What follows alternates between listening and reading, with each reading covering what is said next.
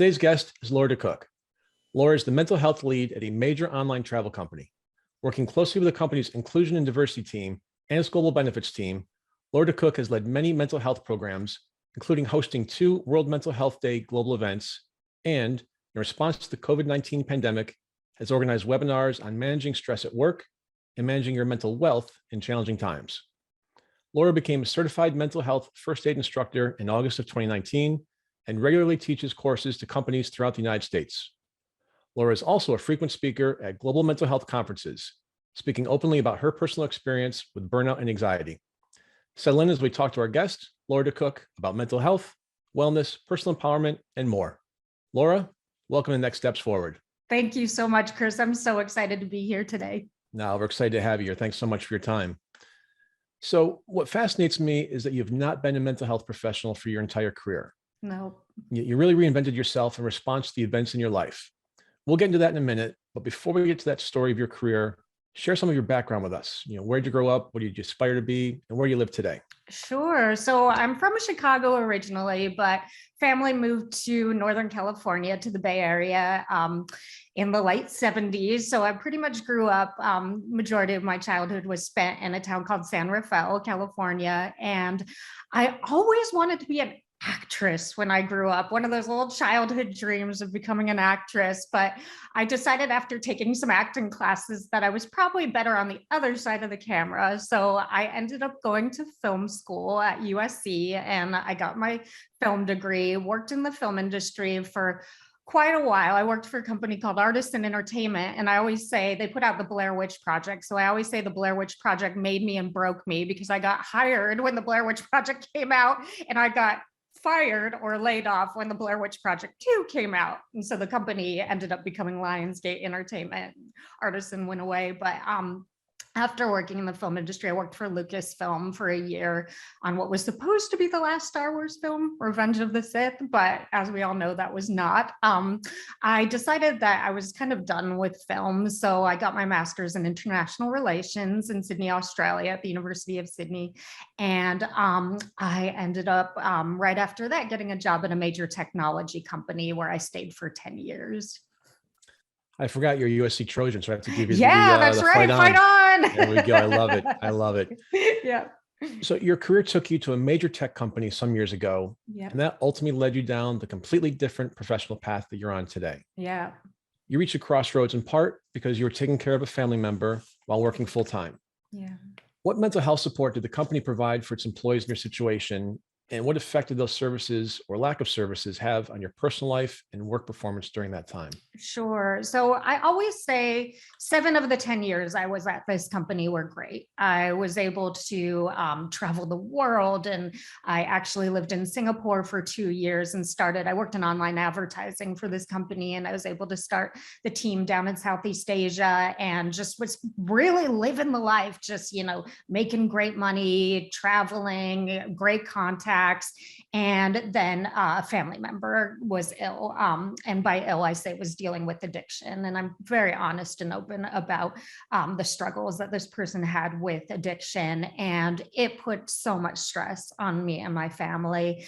And I tried to be open and honest with my manager at the time and tell him what I was going through. And the first thing they told me is, this isn't really something we should be talking about at work. This is something that you should talk to a therapist about. And it really took me aback. And I thought, wow, I thought I had this good relationship with this manager, but I was really open and honest with HR and just said, I need to push back on some of my work. My work this was a type of job that we were basically on call 24/7. It's like we were doctors. We were, I was taking my laptop to concerts and putting it on the bar table and knowing that, if I had a campaign launching, that I needed to be available, but I knew I was burning out. I could feel the early signs and symptoms of burnout. And I talked to HR and I said, this is what's going on at home. I'm dealing with major anxiety. I'm dealing with a lot of stress. And I remember her telling me, we don't really talk about mental health at work. Same sort of thing my manager had said. And I felt completely lost. I did not know where to go or where to get help. And that eventually led to almost 10 years to the day me leaving this company because I just was not feeling the support or getting the support that I felt I needed. So a manager, I could maybe understand, we don't really talk about mental health, but an HR person, I mean, that's human resource, that's their title. Yep, that's what I thought. Yeah.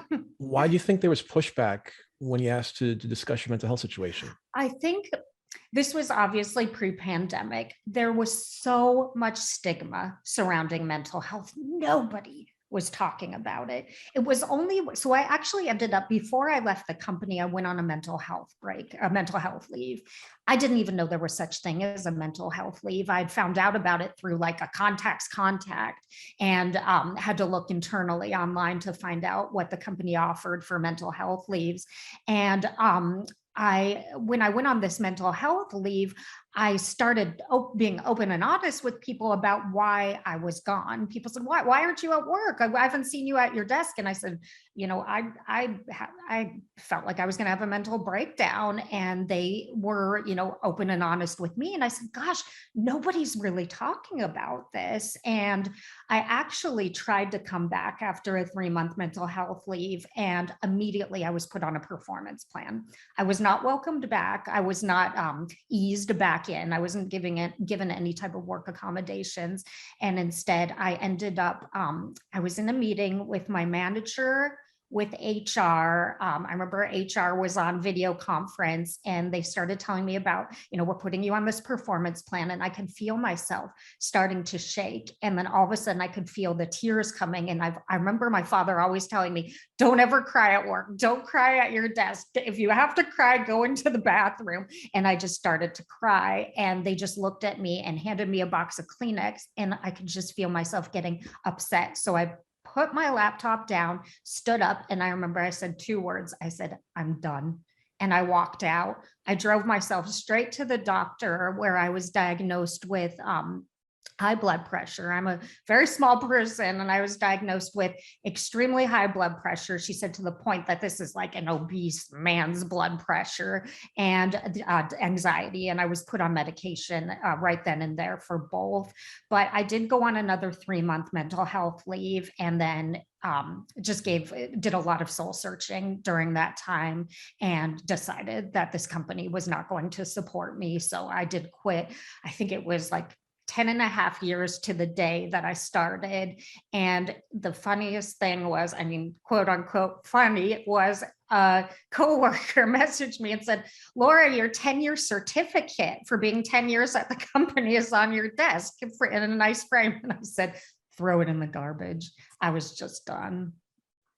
You and I spoke last week about it, and my listeners know I've been saying the one positive thing about COVID is it's really put a big spotlight on mental health, but in a positive way. And by that, I mean, you use the word stigma, which we use, and really starting to break that down. Right before the show today, I was doing some reading online and saw that the White House put a press release out on President Biden's State of the Union address, and he's going to come out with a national mental health policy. That's amazing. I didn't see that. It just came out. I saw this about 2 hours ago. I saw it. Wow. So, I mean, fast forward just a couple of years, where it's taboo to say the word mental health, and now it's going to be national policy. And so, unfortunately, it took a global pandemic for that to happen. But the good news is it looks like something's going to happen. And so hopefully that will break down, the barriers for stigma and all that, because it's okay to not be okay. That's a campaign you've seen out there and heard a lot. And so it's okay to talk to somebody. Yeah. I always say it's the one silver lining from the pandemic is that people are more open about their mental health struggles, and, mental health parity laws are coming out, and it is, one silver lining. Yeah, totally agree.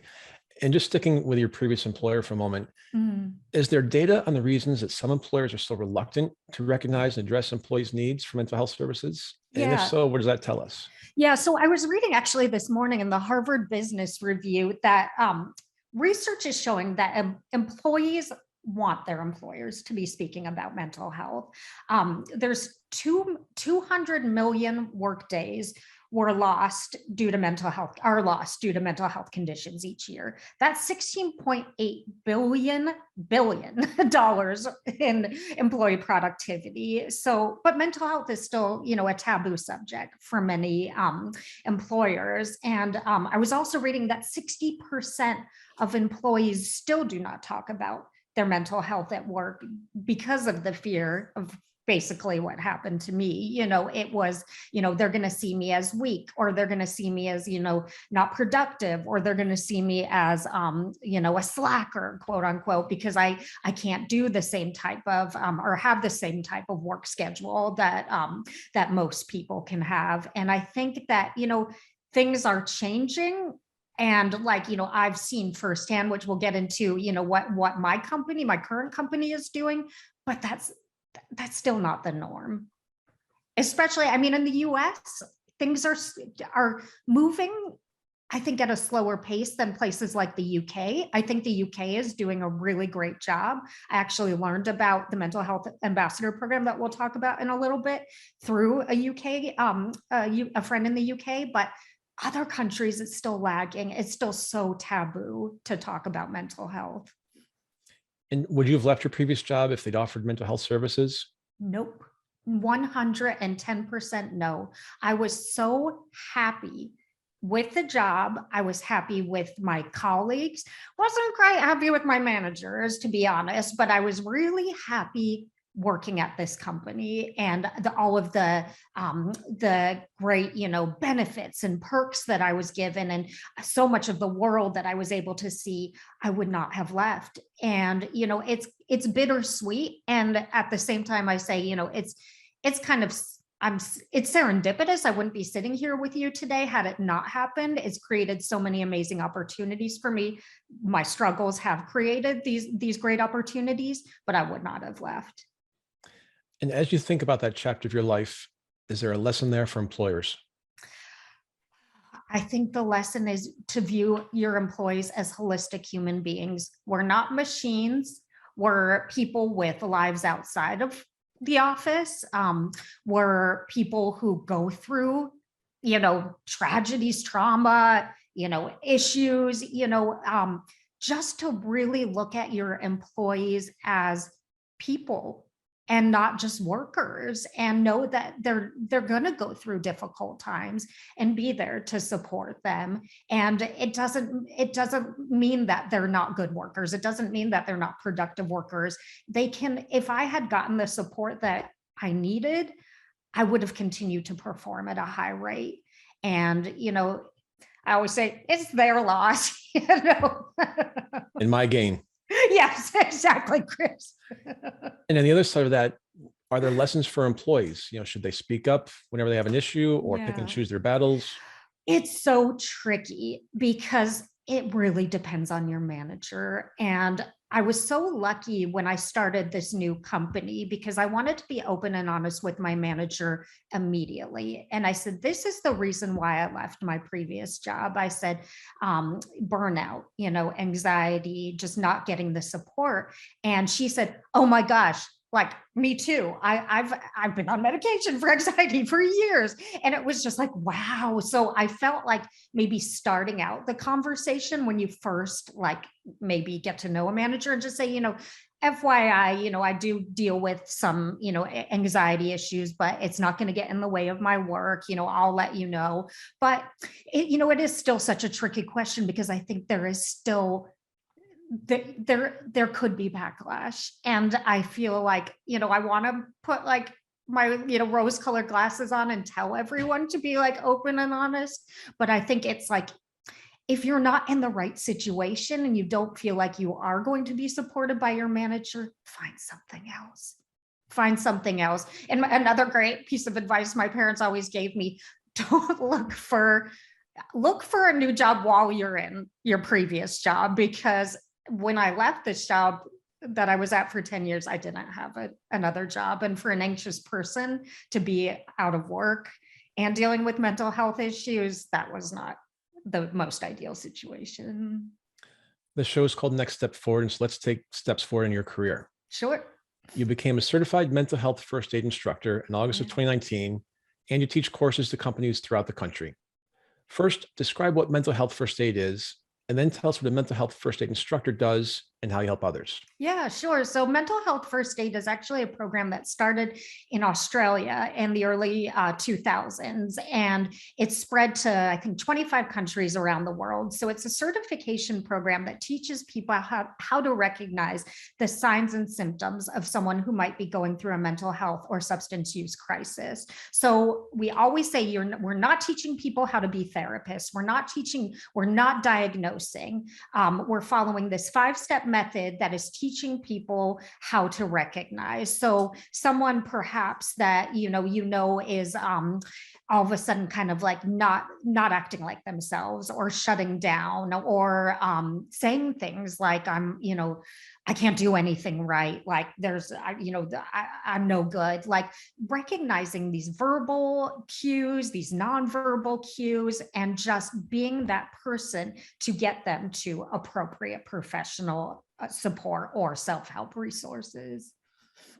So yeah, I became an instructor during the pandemic online. I had actually brought the program as a pilot program to my company with support from the inclusion and diversity team.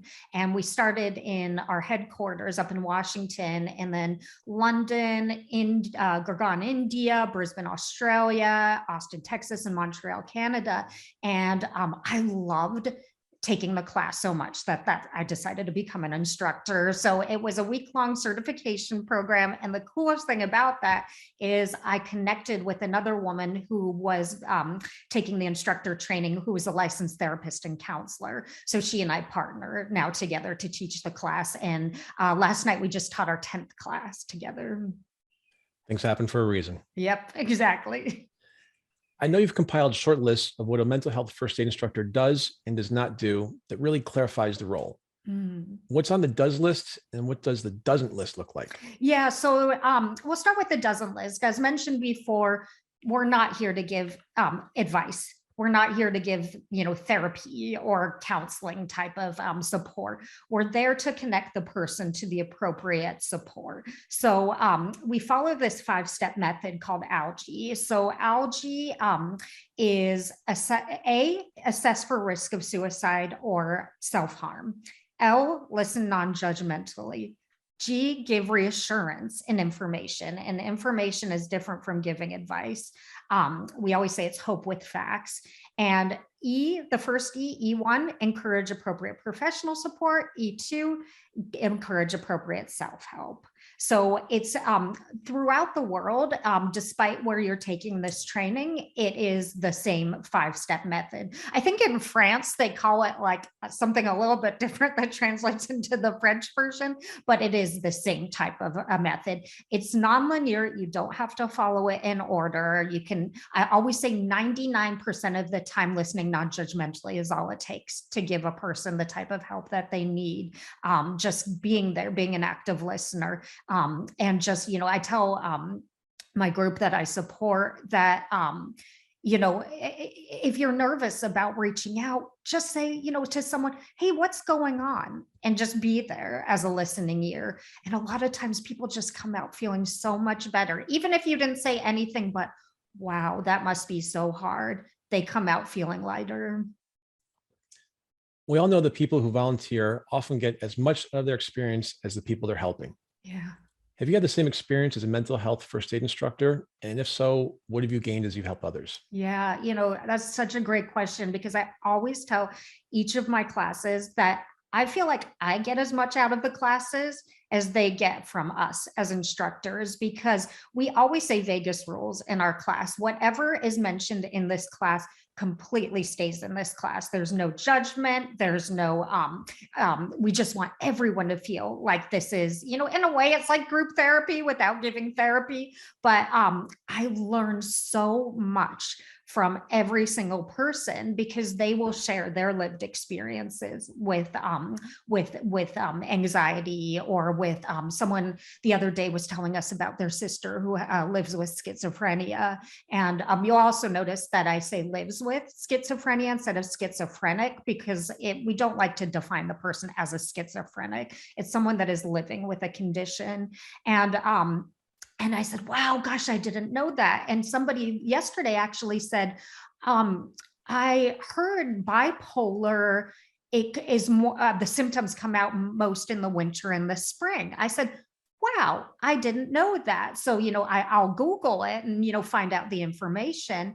One great example is I usually teach in the US, but I did teach a group in Asia recently, and it was people from all over Asia, from China to Japan to India, and learning that there wasn't actually a word in Hindi for suicide. It just didn't translate. Like, I feel like I'm learning so much from each and every person.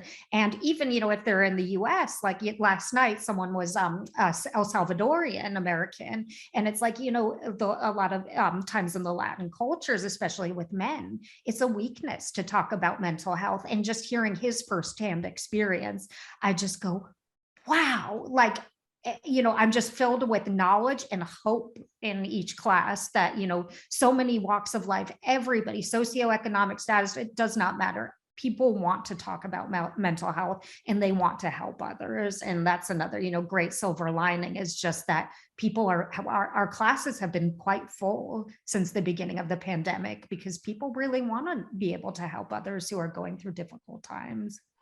You just quickly, you talked about the socioeconomic, it affects everybody. Everyone. Again, just going back to the silver lining of COVID and the pandemic, is you're seeing more and more actors and actresses, Yes. athletes, especially on the athlete side. We saw Yeah. the women's tennis, we're seeing basketball players, we're seeing premier soccer players. And Yeah. so having them out there and being ambassadors, for lack of a better word, you talked about the Latin culture for men, how it's, taboo and a sign of weakness. You've got Michael Phelps, multi gold medal winner in the Olympics, most ever, talking about committing suicide. Yep. It affects everybody. It doesn't It matter does. race, creed, color, the size of your wallet, anything. Yep, exactly. And I think that's such a great thing. I know, people, everyone from like Lady Gaga to Prince Harry to, with Simone Biles, Naomi Osaka recently, I say, wow, it's just so amazing to see. 2 years ago, you would never have heard this. No. And it's just so nice. I remember Lady Gaga saying she was the type of person that she was just wired that she would need to be on medication the rest of her life. And I remember thinking, gosh, if it's good enough for Gaga, it's good enough for me. And I'm not shy about saying, like, I do a small dose, but I need anxiety medication to get through the day. I've tried to get off of it, and I'm not able to function as well. So not long after you left that job, the world was upended by the COVID pandemic. Mm-hmm. What does the Great Resignation say about workers who have reached the point where mental health has pushed a number of people to leave their current jobs? Yeah. So what was it? I was just reading 33 million Americans have quit their jobs in spring of 2021. That is nuts. I think people are really prioritizing their lives outside of work, and B, their mental health. I think a lot of us, as we saw so much misery and, people losing their lives and losing their loved ones, that people have put a priority on their work-life balance, and they've put a priority on just living a good, happy life, and realizing that things can change in the blink of an eye. And I think that, this Great Resignation has been a huge wake up call for employers, because people are leaving companies left and right. And they're knowing also, like with, remote work now, like, wow, I can live a really good life not having to commute 2 hours. My commute when I was going into the office was walking to a train to a bus to a ferry walking down Market Street in San Francisco to my office. I was losing 2 hours each way in productivity. So I think a lot of companies that are doing prioritizing remote work, I think, a lot of employers are paying better now. So, people really are seeing that, they can have better qualities of life now. Another silver lining, there are quite a few silver linings that have occurred because of this horrible pandemic. And I'm right there with you with the 4 hours a day round trip commuting. Yeah. And now I jog up, put my bunny slippers on, and go down to my basement and log in, and there's my commute. Grab a cup of coffee on the way. Exactly, right? In your pajamas. I won't tell you that I'm wearing sweats and slippers underneath this nice shirt. So to that point, just did. you can't see my bunny slippers. It's okay. We're good. So to that point, though, how are office environments and work from home environments different in terms of stressors and mental health? Yeah, I mean, I think it all depends. I'm quite lucky because I live solo with my cat. So my productivity is amazing working from home. I think it's different, with people who have children or maybe spouses at home, kind of trying to fit that in. So sometimes the office is good, like a hybrid work, I think is great, offering the opportunity for employees to be able to go back into the office if they have important meetings or need to connect face to face. So I'm not against it at all. And that's what my firm has done. They're reducing our real estate footprint by almost 50%.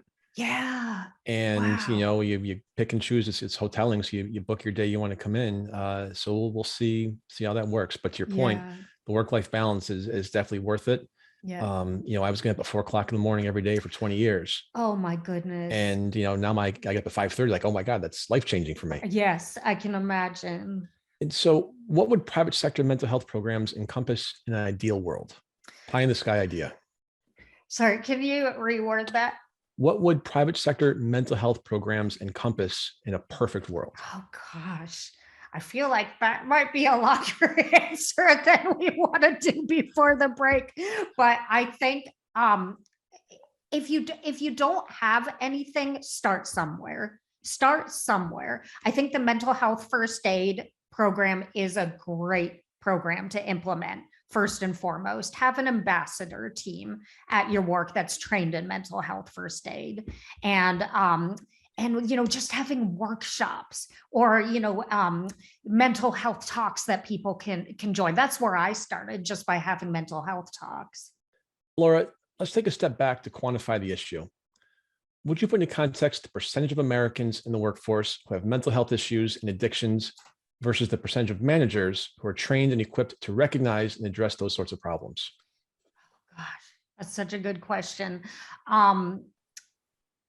What was it? I think the stat before was like 1 in 5 people were dealing with a mental health challenge, but after the pandemic, it's 1 in 3. So that's a huge amount.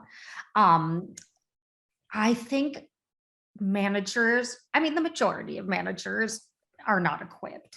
At my current company, we are starting to do some trainings for people leaders. We call them people leaders, on mental health issues, and are recognizing if their team is dealing with mental health issues. But managers still, I think, are having a hard time knowing what they can say, what they can't say. Because I actually met with a legal team at my company a couple weeks ago, and they didn't even know if we could be asking employees if they were thinking of suicide.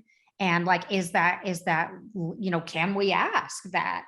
Because, is that not kosher to ask in the workplace? And we had to do a lot of research, and I had to speak to a lot of other mental health instructors and ask them, like, is it okay? Like, could we get in trouble, quote unquote, for asking someone if they were thinking of taking their life? But a lot of states, like, look up in your state, but there are Good Samaritan laws that protect people who if they're asking, their colleagues if they're thinking of suicide. And I think just managers really don't know what they can say or do. And a lot of managers have global teams. So a lot of different cultures and different backgrounds that they don't know. Like, is it okay to ask my Japanese a colleague if they're thinking about it? Are they going to tell me the truth?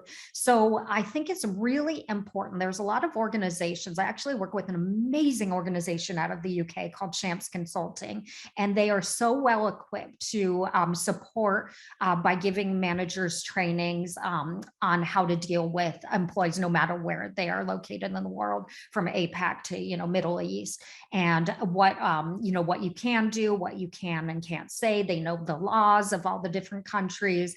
And I think it's just so important to get managers equipped. I always say I wish every people leader would take mental health first aid, because you do learn the signs and symptoms. If your teammate, we teach about absenteeism but also presenteeism, and I didn't even know what the word presenteeism meant until I took this training. And for those of you who don't know what it means, it's if somebody is like showing up to a meeting and they're usually really vocal and contributing, and all of a sudden you see them shut down, they're not contributing. I always like to say, like, they're there but they're not really there, they're not all there. And it's like, wow, my colleague, Susan, is usually so active and participating, and the last couple of weeks she's been so quiet. Like, maybe I should check in with her. And before, it's like, oh, it would be pre-pandemic. Oh, that's none of my business. Let's let her deal with it. But with the rates of like suicide increasing and the rates of, these mental health issues, it's so important for managers to check in with their teams. And I always say to managers, don't start your check-in saying, what are you working on? What are you doing? Ask your teams, how are you doing? Like, how are you? What's going on in your life? Start by like making this like person-to-person connection. You ask the manager in return. The manager is a holistic human being who has a life and issues and, things going on. And, ask them how they're doing too. And then make it like a human connection, especially in this virtual world. It's so important because, you're not there to see the person and to kind of say, oh, so-and-so's not showing up to lunch, that's weird. But, it's I feel like managers are starting this in a lot of companies and realizing that this is the way they're going to keep employees. Like employee retention, it's so important that employees feel supported by their manager. And I always say, you're only going to be as, successful at a company as your manager thinks you are, because they're the person that's going to promote you. They're the person who's going to support you. And if you don't feel supported, maybe it's time to move on. And just going back to the stat you gave at the beginning of your response, from 1 in 5 Americans pre-pandemic to having, quote, some mental health issue or condition to 1 in 3. Mm-hmm. I'm curious what that number looks like a year or so from now, just because those are the people who actually admitted right that there's something not quite right, as That's opposed so to, true. with the stigma hanging around, pre-pandemic and now, was that number 1 in 3 before the pandemic hit? And now does it go to 1 in 2? And so you just see more and more studies coming out, I think, really showing that that's the trend we're going in. Yep. And to the point earlier, I guess we are there, just given the fact that President Biden's coming out with a national policy. So amazing. More to come. But the good news is we're having these conversations. They're not, oh, that's my cousin Jimmy and he's the cousin we don't talk about type of thing. Exactly, right? It's hey, how are you doing today? You're here physically, but I don't see you really engaging the way you used to. Exactly. So I love that you raised that. Thank you. And what's the best way to start a conversation about mental health? Start it. Just start it. It's going to feel kind of uncomfortable at first. I remember the first time after I was trained as a mental health first aider, this is before I became an instructor, someone reached out to me and said, hey, Laura, can I have a chat? And I was so nervous. I had to pump myself up. And then I got on this video chat with him and he immediately started crying. And I just said, oh my gosh, I don't know what to do. I don't know what to say. And back to my point earlier, just by listening and just by like nodding, this was on Zoom, and just by, just saying like, gosh, that must be so hard.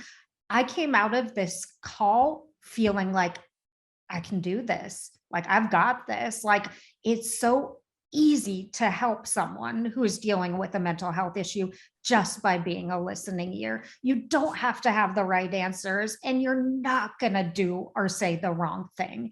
And I always say, it's really important to ask the person if they're thinking about taking their life. And people always say to me, but what if I'm putting that idea in their head? What if they I don't want to make them go do something. I said, that idea, if it was in their head, you're not putting that idea in their head. It was already there. or it wasn't there at all. But, people have never said like, I wish I didn't ask, or, oh my gosh, they said, oh, I haven't thought about that, I'm going to go do that. That doesn't happen.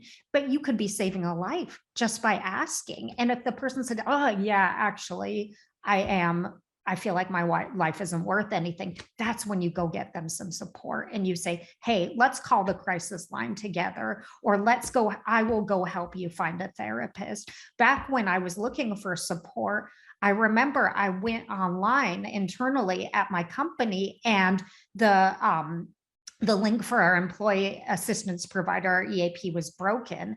And I said, gosh, I've got my, wherewithal right now to actually, do some research, but someone who's going through a crisis might not. So we need to make these programs easy and accessible for folks who might be going through a really difficult time. And I say, just start the conversation. Always check in with your family and friends, on a regular basis. Check in with your colleagues. I remember doing these, what were those, like, color assessments? Like, are you yellow? Are you green? Are you blue? Those kind of things.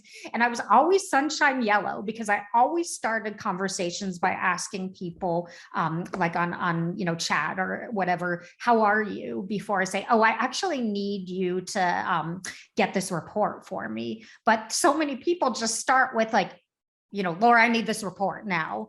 And I'm like, whoa, ask people how they are, and, and be prepared to, to support them if they say, I'm not doing great right now.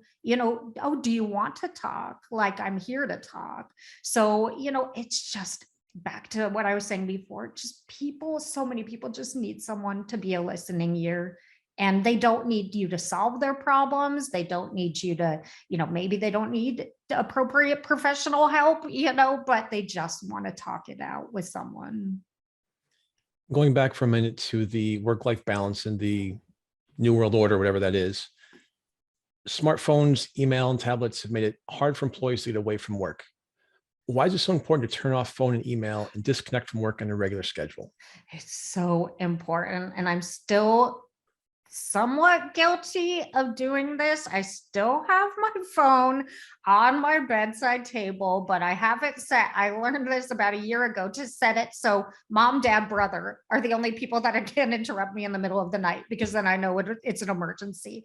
But I won't check my phone. At my previous company, I was checking my phone. I get up to use the bathroom, I would check my phone 2 a.m. But we actually just had, at my current company, we had a person from a company in Amsterdam called the Culture of Sleep talk. And he said, our sleep is so affected by our devices, and our mental health is so affected by our sleep. So it's so important to turn off your devices, to limit your news intake, because with everything going on in the world now, my family's half Ukrainian, and I've just been obsessed with the news lately, and I'm not sleeping well because these thoughts are ruminating. And I've decided today, I woke up and saw something really disturbing, and I said, I'm limiting my news intake. I want to be aware, but I don't want to overload myself. So I think that, what do they call it? Doom scrolling, with everything going on in the world, it really affects our mental health. Know when you need to take a break, even if that means turning on some horrible Netflix show. I'm watching this ridiculous show called Love is Blind right now, but it's such escapism, because I said, this is just a dumb show that I don't have to think about pandemics or wars or anything. Going out, the weather in Northern California has been beautiful lately, just making sure I get out and listen to the birds chirping and, look at the beautiful blue sky and just take a break from my devices. Because especially working from home, even though our work-life balance could be a little bit better, our commutes are limited, we can be so obsessed with being online constantly, and that's just not good for our mental health. No, and guilty as charged. I mean, I can't count the number of times. There's more than 2 handfuls that I've fallen asleep at my desk and woken up at 2 o'clock in the morning at my desk. No, that's no good. So we are trying to limit that. And Yeah. to your point about your devices, smartphones are coming out with different things in terms of setting it to sleep mode. Yeah. So I recently discovered that in my phone. And so You set the time of when you want it to wind down and the time when you wake up. And it gives you a 15-minute warning, say, hey, it's about time for you to wind down. And there's a special sort of a lock that it puts on during that window of sleep where you have to put it in twice to make sure you really want to open up your phone. Oh, And so that's great. just little things like that, I think people are Yeah. learning and companies are learning. And so hopefully technology, knowing how obsessed we are with it, will help us in that other chapter in terms of more sleep and more mental health benefits. Yeah. And, you know, when we think, I think so many of us think like, oh, you know, the world's going to stop if I don't answer this email. And I remember when I was first working in the film industry, my boss called me into his office and he said, Laura, why do you always act like the carpet's on fire? Every time you come into my office, you can't get out of here fast enough. And I said, well, you're a very important person and, you know, blah, blah, blah, and the movies. And what if I don't get this to you on time? And he looked at me, he said, sit down. He goes, Laura, we're not putting hearts in babies. We're making movies. And that's, I think, it's something that I've lived with for the last 20 years is like, if I don't answer this email right now, nobody's going to die. I'm not a doctor. I don't need to be on call. You know, it's not that important. A recent study says more than 75% of workers in the United States cite concerns about stress and burnout as big challenges to their well-being at work. Yeah. That's up from 55% reported at the beginning of 2021, so just a year ago. Jeez. What's the main cause for that rise in burnout?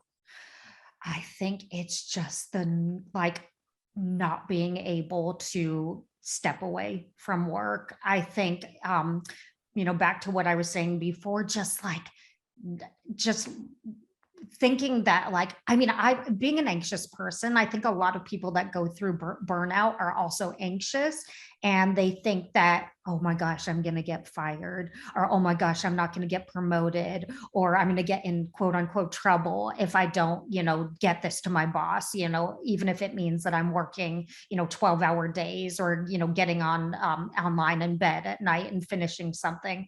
I think it's really important to recognize the signs of burnout.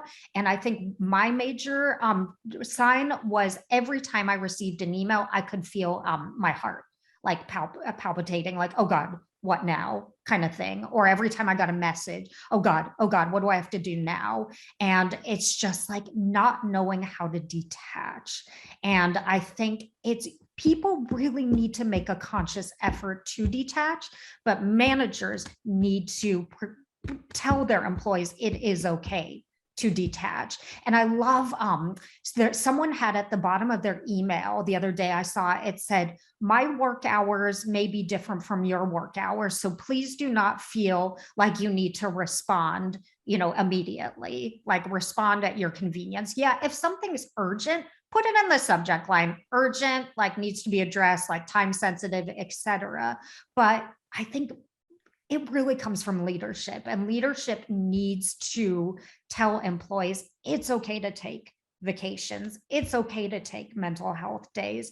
It's okay to, you know, go to your kids' recital. It's okay to like take a break during the day. And, you know, our offices and our home lives became so blurred during the pandemic that, you know, people were burning out in the office and then they were burning out at home too. So, you know, making a conscious effort in yourself, like that, I'm not going to make my work my life, and B, managers needing to also practice what they preach, but to preach this to their employees. Don't worry about this right now. If they send an email at like 9:00 at night, don't worry about this. Like get back to me, you know, tomorrow. No rush. Sometimes I say if I send an email late, no rush, but this was just in my head. Like let me know sometime tomorrow.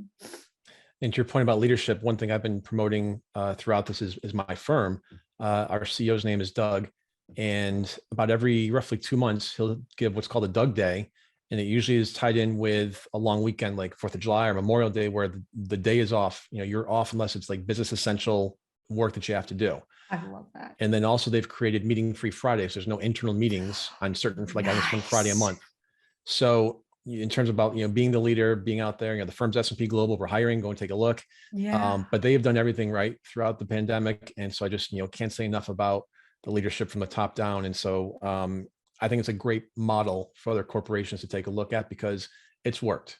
Yeah. It's That's absolutely amazing.